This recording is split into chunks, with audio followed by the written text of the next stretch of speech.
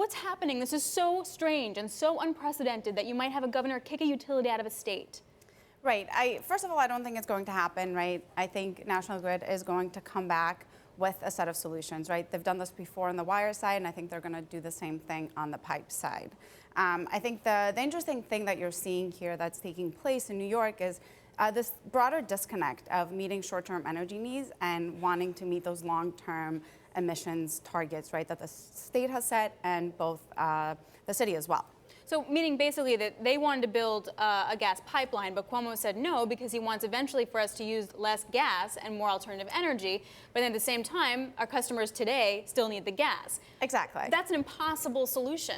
You can come up with short-term solutions, right? Even if you were to build out the pipeline, say you started construction tomorrow, it would honestly be about a year before you could service customers. So even in the interim, you'd have to come up with solutions for this winter, right? And I think the way that this is going to go is National Grid is going to come back and they're going to come with demand response type solutions, right? They're going to ask their large users to essentially respond to price and be able to reroute some of that demand. But this also is in stark contrast to say what's happening with PG&E in that the overwhelming conversation is the utility model getting disrupted and causing a lot of problems. Right. Obviously, PG&E has its own idiosyncratic issues with the wildfires in California, but how does something like that play out in the medium term?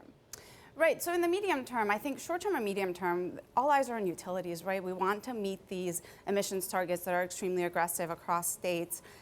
And you want to do it with renewables and you want to do it with decarbonizing buildings, right? And the utilities are at the heart of this. They have to put the poles and wires in place. They have to interconnect all of these renewables and they have to do it reliably and they have to do it safely, right? And at the end of the day, they have to service customers at the lowest possible cost. So they have to bring in innovative business models to be able to do that. And now you're layering on this climate risk on top of it, which is, playing out right now with PG&E. Do you feel like the answer is state or local areas sort of nationalizing the pipes, nationalizing transmission wires? Like, is that the solution?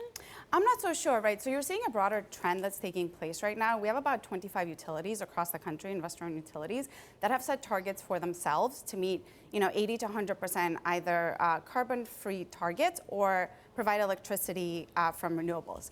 And essentially what that's saying is they're having this longer-term outlook. Before regulators come to them saying you need to do this, they're planning for themselves for the future.